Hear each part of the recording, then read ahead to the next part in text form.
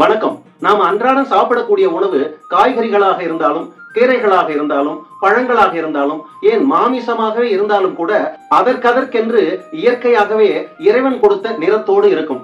உதாரணமாக வெண்டைக்காய், பச்சை மிளகாய், சுரைக்காய், கேரட், பீட்ரூட், தக்காளி, மாம்பழம், வாழைப்பழம், இப்படி ஒவ்வொரு பழங்களும், ஒவ்வொரு கீரைகளும், ஒவ்வொரு காய்கறிகளும் ஒவ்வொரு நிறத்தில் இருக்கும். இது இயற்கை.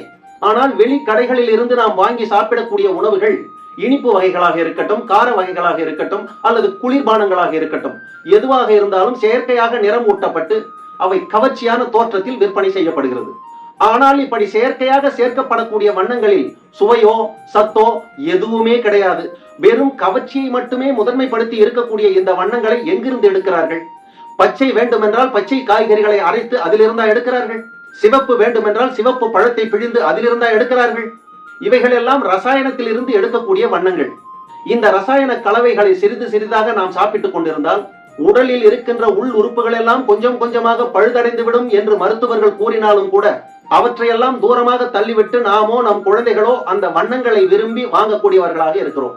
இங்கே பாருங்கள், இந்த குளிர்பானங்கள் ஒரு கடையில் இருந்து இந்த பதிவை எடுத்தேன்.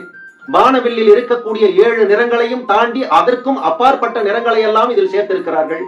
இந்த வண்ணங்களை எதிலிருந்து எடுத்தார்கள், எந்த அளவில் சேர்த்திருக்கிறார்கள் என்பதற்கு எந்த ஆதாரமும் கிடையாது, எந்த அளவீடுகளும் கிடையாது.